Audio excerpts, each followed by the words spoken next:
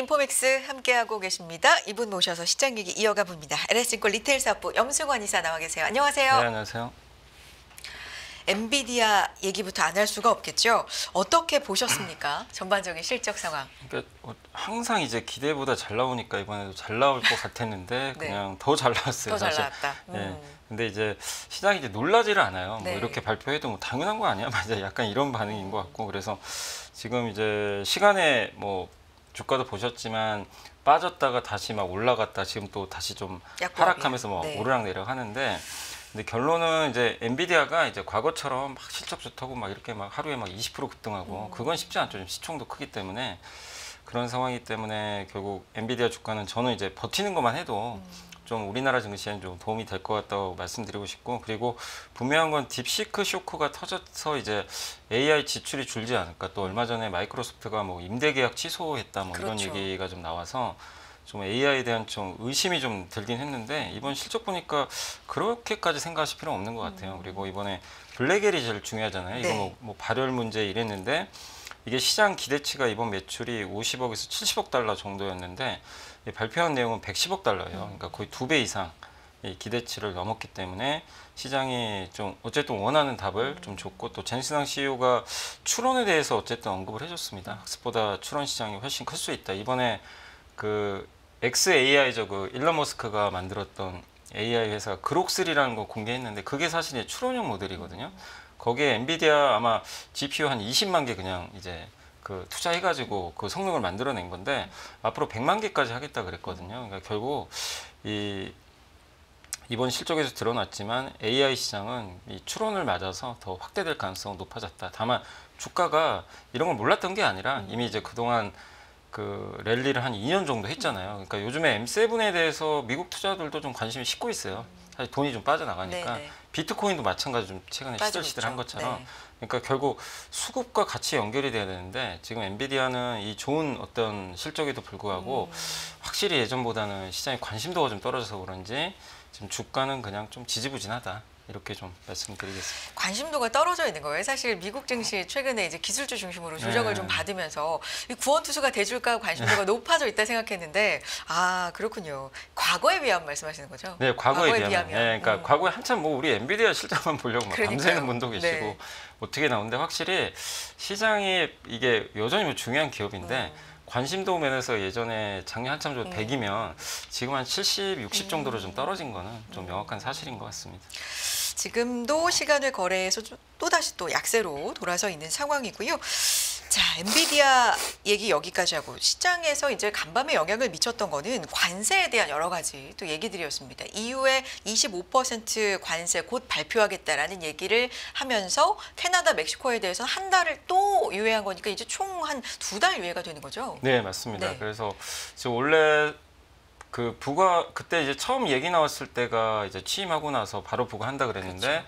그때 이제 시간이 좀 촉박하니까 한 달 유예하겠다 뭐 이랬는데 불과 한 이틀 전에도 뉴스 보셨을 거예요. 그거 그냥 3월 2일 날 부과할 거야 이렇게 말을 했는데 갑자기 오늘 뭐 4월 2일 날 그냥 누가 물어보지도 않았는데 갑자기 4월 2일 날 할게 그러면서 약간 딜을 좀 빼는 모습이 좀 나왔어요. 그리고 그거보다 좀 더 강조했던 게 유럽에 25% 관세를 할 거다 조만간. 네. 근데 그것도 조만간이라는 게 날짜를 정해놓은 게 아니라 보니까 그래서 사실 우선순위가 어쨌든 이제 유럽도 좀 우선순위에 좀 놓긴 했는데 유럽도 결국에 이제 관세 부과를 발표를 하면서 계속해서 지금 나오는 건 뭐냐면 협상의 수단인 것 같아요. 딱 봐도.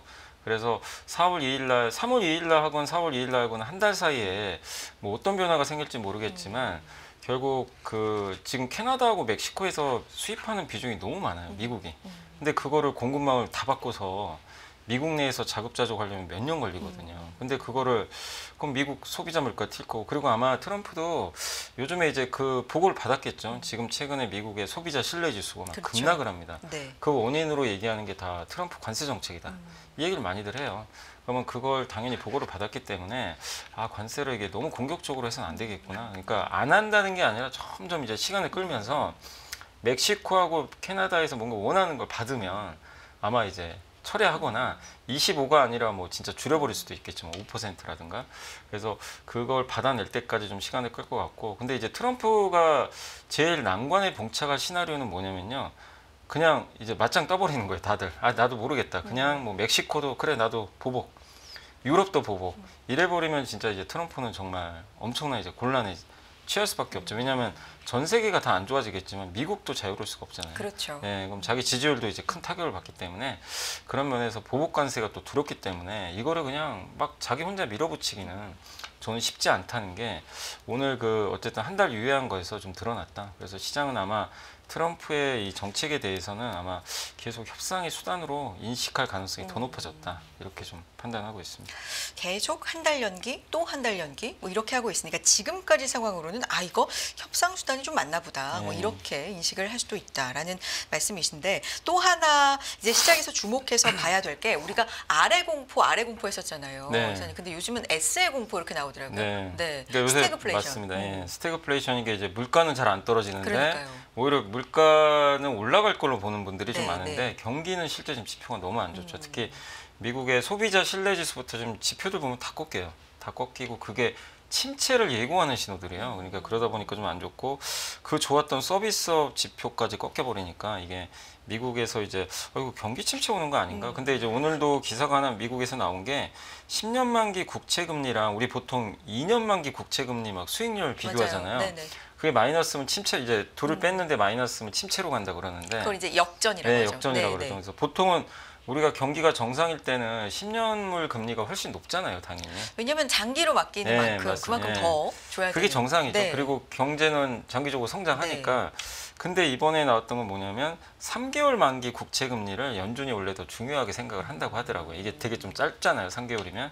근데 이게 역전당하는 경우가 별로 없는데 이번에 이제 역전이 된 거예요. 네. 그러니까 이제 요거는 언론 보도가 많이 되진 않았지만 네. 연준은 요걸 많이 더 중요하게 생각을 한다고 합니다. 그러니까 2년 만기. 뭐랑 역전이 된 거예요? 10년물하고 아. 원래 2년물하고 보잖아요. 네네, 시장은 맞아요. 2년물을 봐요. 맞아요. 근데 연준은 3개월물을 더 중요하게 생각한다. 그래서 뉴욕 연준 같은 경우는 이거 매월 업데이트를 해주거든요, 지표로. 근데 이번에 어쨌든 이제 살짝 이제 역전되는 그런 모습이 나왔는데, 근데 이거 당장 역전됐다고 뭐가 바뀌는 건 아니에요. 근데 이게 역전됐다는 건 연준의 생각이 바뀔 수도 있다는 거죠. 여기서 만약에 이번 주 금요일 날 물가 지표 나오잖아요. 네. PC가 예상보다 꺾이면 금리나 지금 올해 그 심지어 인상 얘기까지 나왔는데 이제 그거는 사실상 불가능하고 한 번 아니면 두 번 정도 지금 예상하는데 3번까지 또 할 수도 있어요.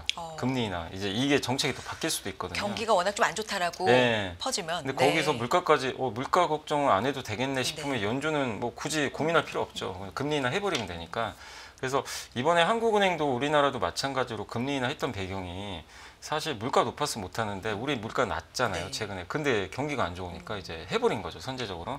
그래서 아마 미국도 금리 인하기가 또 나올 수도 있어요. 네. 근데 이러면 또 이거는 요즘에 나스닥이 좀 안 좋긴 했는데 이거 호재잖아요. 네, 또 약간 네. 긍정적. 이것 때문에 경기 안 좋으면 뭐 주가 오르긴 좀 쉽진 않아요. 근데 이제 주가 방어는 해주겠죠.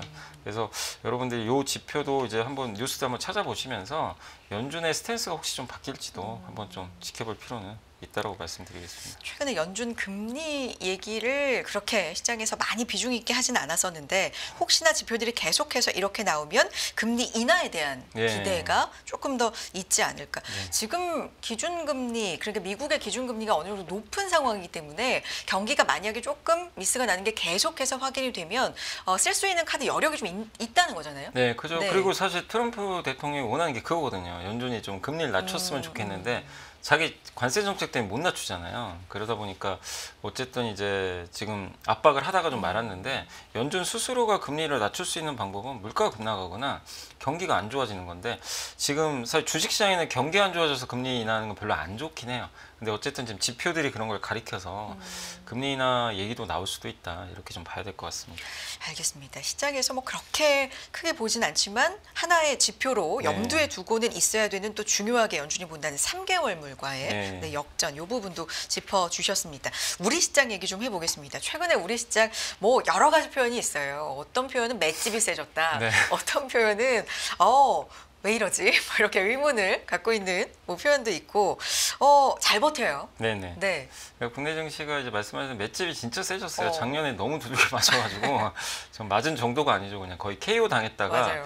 가까스로 일어섰는데 생각보다 이게 체력이 좀 강해졌나 봐요. 이제 뭐 산삼을 먹었는지 모르지만 어쨌든 지금 요새 근데 제가 봤을 때는 이게 외국인이 주식 안 사거든요. 맞아요. 그러니까 이게 더 좀 놀라워요. 그러니까 많은 분들이 좀 의아해하는 게 아니 개인하고 기관이 사는데 주가가 특히 연기금이. 네. 네. 근데 연기금은 원래 방어하려고 사는 거니까 근데 연기금이 사면 근데 이 표현은 맞죠. 맷집이 세졌던 가장 큰 원인 중에 또 사실 하나가 연기금이죠. 연기금이 주식 비중이 낮아져 있기 때문에 올해도 많이 사야 되거든요. 그래서 지금 많이 샀으니까 이제 아마 제가 봤을 땐 지수 오르면 오를수록 연기금은 안 살 겁니다. 주식 비중 늘리기가 어렵고 왜냐면 자동으로 올라가요. 주가가 오르면. 그렇지만 이제 여기서 외국인이 지금 4일째 대량 매도를 했는데 네. 오늘 이제 엔비디아 실적도 받고 또 미국도 지금 만약에 뭐 금리라든가 이런 부분에서 뭔가 변화가 생기고 또 관세도 지금 어쨌든 한 달 유예시켜 버렸기 때문에 외국인이 조금만 좀 들어오면 결국 지수가 위가 열리려면 외국인이 사야 되거든요. 그러니까요. 저번에 외국인이 하루에 뭐 4천억인가 5천억 산 날 지수가 한번 폭등한 적이 있었잖아요. 우리나라. 그날 외국인이 산 날이거든요. 그래서 외국인이 들어오면 어쨌든 그러니까 이렇게 보시면 돼요. 우리 한국 입장에서는 요즘에 어쨌든 이게 분위기가 되게 좋을 수밖에 없는 게 뭐 꽃놀이파라는 얘기는 조금 그럴 수 있지만 약간 이제 비유를 들자면 이게 미국이 얻어맞아도 잘 안 빠져요. 왜냐하면 방어가 돼요. 개인도 사죠, 연기금도 사주죠 밑에서. 근데 못 올라가게 외국인이 파는데 외국인이 사주면 또 급등 나와요. 그러니까 이제 어느 방향이든 한국 증시에는 지금 나쁠 게 없고 작년에 정반대였잖아요. 이게. 그렇죠. 뭘 해도 안 됐어요. 그러다 보니까 이제 좀 힘들었는데 그래서 요즘에 또 저는 그것도 큰 것 같아요. 실제 비트코인 가격이 지금 요즘에 안 좋습니다. 그러니까 비트코인 특히 이제 젊은 분들 같은 경우는 비트코인 이거 안 하는 게 분들이 없잖아요. 뭐 8만 5천도 하회했죠. 네, 8만 네. 3천 달러까지 갔어요. 네. 그래서 지금 올해 연초 이후로 11% 빠졌는데 비트코인이 지금 비트코인 하시다가 미국 주식 하시다 한국 이게 돌아가시면서 하시거든요. 다. 근데 이제 이쪽 좋으면 한쪽에 좀 집중을 하겠죠. 네. 근데 비트코인이 안 좋으니까 이걸 빼서 요새는 또 한국이 좋다고 하니까 이쪽으로 좀 옮겨가거든요. 그럼 비트코인이 안 좋으면 또 이게 반사적으로 한국 쪽에 이제 개인 투자분들 요즘에 수급이 좀 좋아요. 그러니까 이런 부분들도 조금 이제 주식시장이 좀 긍정적으로 작용하는 거죠. 작년에 비트코인 한창 갈 때 사실 한국도 안 좋았잖아요.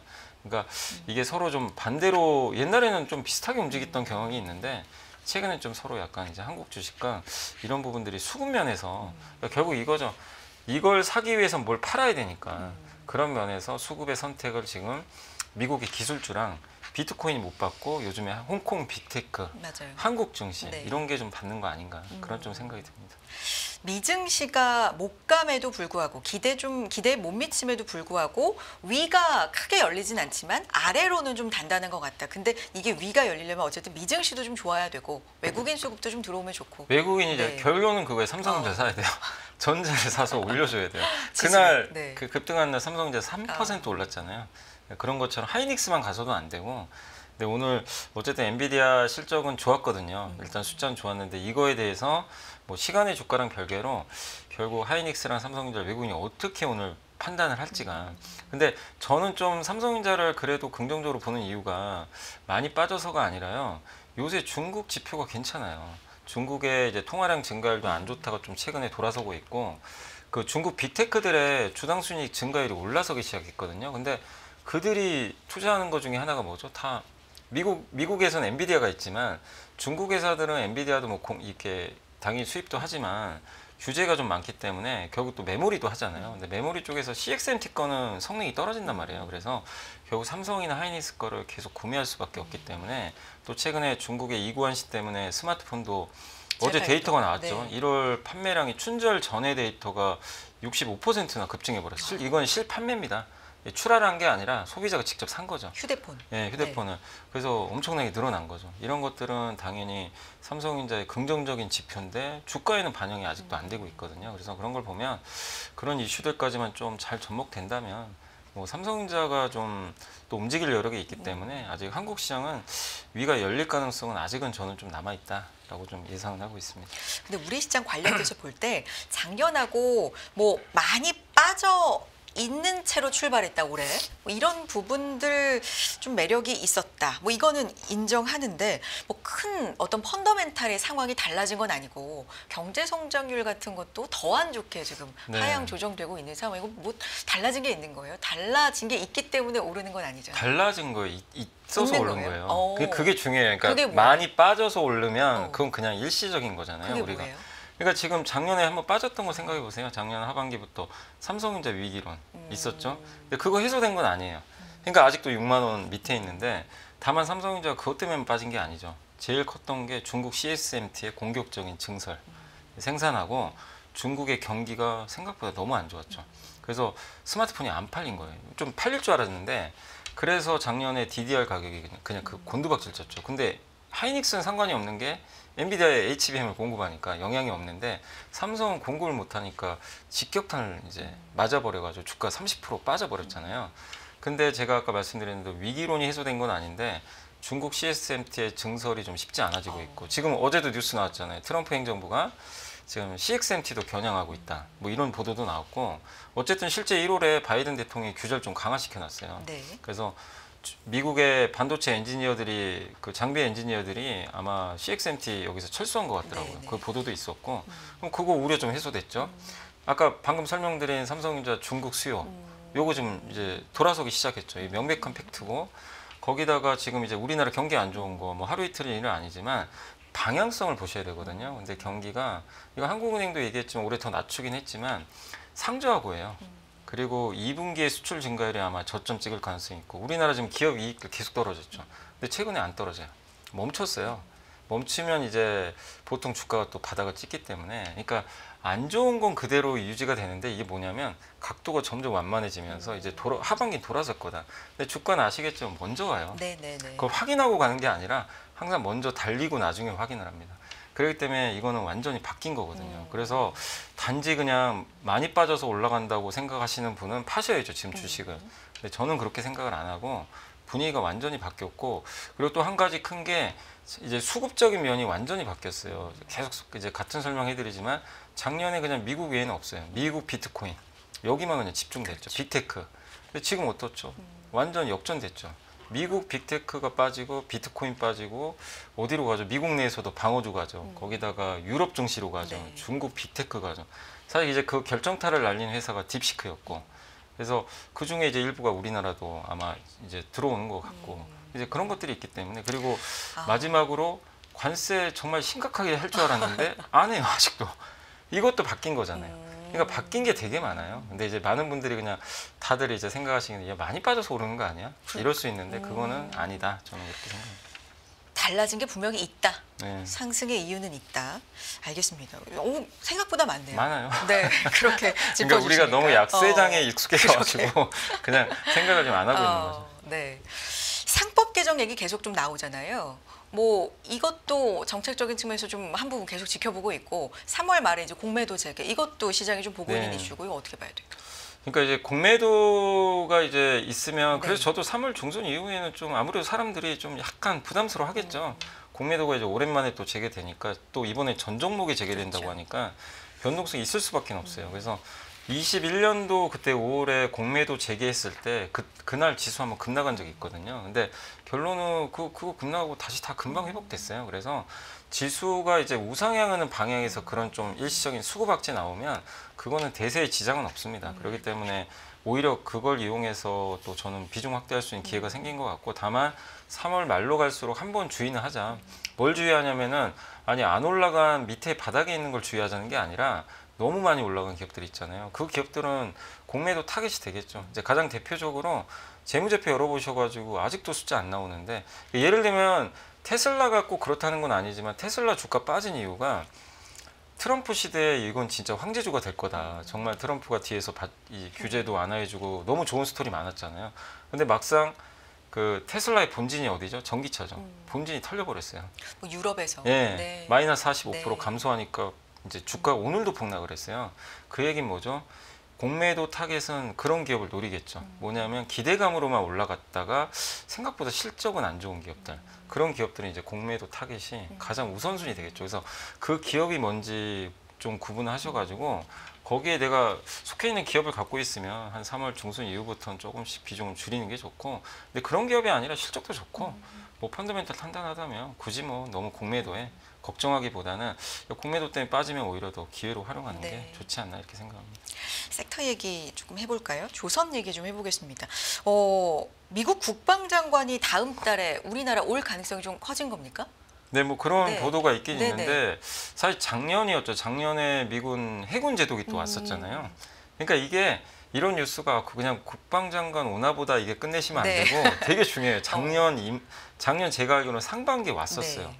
그래서 저도 그때 처음 전혀 생각 안 하던 건데 해군 제독이 와서 우리나라 저기 현대중공업 하나오션을 보고 갔다는 거예요. 조선주 달리기 전이죠. 전이니까. 그때 군함 얘기 나오기 전에. 그러니까요. 근데 그걸 이제 생각을 해보니까 미국은 군함이 없는데 이제 저도 좀 공부를 해본 결과 뭐냐면 27년에 대만에서 전쟁 날 수도 있을 것 같은데 거기서 뭐 갖고 싸울까? 군함밖에 없어요. 네, 상상을 좀 해보자면. 네. 네. 근데 해군 제독이 갑자기 온 거예요. 근데 이제 공부를 또 해보고 증권사 리포트도 나오더라고요. 그 후로 뭐냐면 미국은 군함이 너무나 이제 망가져 있어요.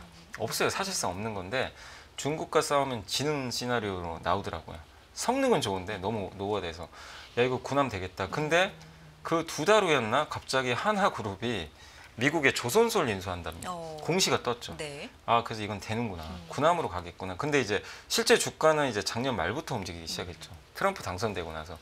그래서 지금 어쨌든 그때만큼의 이제 임팩트는 떨어지죠. 왜냐하면 이제 우리가 모르는 게 아니니까. 그래서 어쨌든 이제 국방장관이 온다는 건 그만큼 좀 급하다. 네, 뭔가 이제 우리나라 미국이 육상무기가 급한 건 아니잖아요. 뭐 공군도 우리보다 훨씬 네. 강하니까 우리보다 못하는 건 해군이거든요. 그래서 저는 이제 생각하는 게 결국 군함이고 우리 입장에서는 하나 더 만약에 나오면 좋을 시나리오는 잠수함 해주는 거. 잠수함을 해줄 것 같지는 않지만 잠수함은 정말 엄청난 산업이잖아요. 근데 우리가 지금 캐나다 잠수함 따내려고 하는데 미국이 잠수함마저도 야 우리 잠수함도 한번 논의해볼까 이러면 이건 또 한번 또 얘기가 달라지는 거죠. 그래서 군함만 얘기하면 뭐 이거는 반영은 된 거지만 네. 그래서 국방부 장관 왔을 때 계속 해군 쪽에 좀 한번 주목을 해볼 필요는 있는 것 같아요. 2차 전지는 어떻게 봐야 돼요? 2차 전지 뭐 왜 가는 거예요? 아 2차 전지는 이거죠. 이제 결국 낙폭과대로 지금 올라가는 것 같아요. 그러니까 그래서 많이 빠졌다. 한계는 있어요. 네. 있는데 그게 바뀌려면 뭐가 바뀌어야 되잖아요. 그렇죠. 근데 아직 바뀌는 신호는 아직은 안 나왔어요. 다만 이제 너무 빠져서 바닥은 찍었는데 그래서 그걸로 이제 바뀔 수 있는 제일 중요한 게 유럽의 정책이에요. 미국의 정책을 뭐 트럼프인데 기대할 게 없잖아요. 그럼 유럽인데 유럽에서 3월 5일 날 액션 플랜이 발표되거든요. 보조금 관련된 건가요? 네, 그거를 보조금 지금 안 주잖아요. 네. 막 줄이기도 했고. 근데 그거를 다시 지급하거나 늘려주면 거기에 그 액션 플랜에 그게 포함되잖아요. 그러면 2차 전지가 일단 주인공이 또 될 수도 있어요. 이건 이제 정책 이슈가 생겨버리는 거니까. 근데 그게 포함이 안 되거나 이러면 또 실망하겠죠. 그럼 이제 주가는 뭐 빠진다가 아니라요. 그냥 지지부진하게 또 움직이겠죠. 그래서 지금 왜냐하면 전기차 판매가 뭐 좋아지거나 이런 건 아직은 안 그렇죠. 보이니까. 물론 1월에 테슬라가 안 좋았지 유럽은 좋았거든요. 네. 그래서 뭔가 분위기는 바뀌는데 아직까지 뭐 우리가 원하는 만큼 수준은 아니에요. 근데 이제 유럽의 정책이 이끌지 않을까. 그리고 얼마 전에 삼성 SDI랑 그 현대차랑 이제 그 기아. 로봇, 네. 예, 로봇 뭐 이렇게 배터리 얘기 나오는데 네. 그거는 지금 당장 기대는 하지 마세요. 왜냐하면 시간이 좀 걸려요. 예, 그것까지 하려면. 근데 중장기로 내가 배터리를 보시는 분들 입장에서는 좋은 뉴스예요. 왜냐하면 언젠가 로봇에는 배터리 탑재를 해야 되니까. 그래서 배터리 수요가 전기차만큼 또 생기는 거예요. 결국 휴머노이드 로봇엔 들어가야 되거든요. 그러니까 엄청나게 이것도 큰 시장은 맞아요. 근데 네. 지금 조금 아직은 좀 시간은 빠르다. 이렇게 봐야 될 것 같습니다. 자, 종전 논의가 계속해서 있는 가운데 뭐 광물 협정도 이제 젤렌스키 대통령 미국 간다. 그래서 임박했다. 이런 얘기 나오면서 재건주 또 관련지어서 어떻게 봐야 됩니까? 재건주도 계속 이제 작년 트럼프 당선되고 나서 계속 이제 얘기가 나왔던 네. 거죠. 뭐 재건하지 않겠냐. 근데 이제 이 광물 협정하면 결국에 종전한다는 거거든요.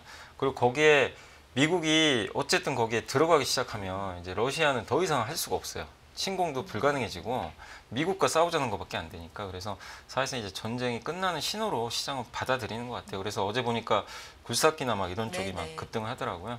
근데 어쨌든 재건 이슈는 일회성 이슈는 아니니까 한번 보시면 되겠고, 저는 개인적으로 이쪽과 관련해서 저는 그 생각을 좀 하고 있어요. 많은 분들이 막 이제 재건하면 굴삭기 얘기를 많이들 하시죠. 굴삭기 뭐 건설회사. 저는 그거랑 좀 별개로 상사주를 좀 주목하면 상사요? 좋을 거예요. 상사. 오. 왜냐하면 워런 버핏이 일본 무역 상사 맞아요. 5대 산다고 했잖아요. 네.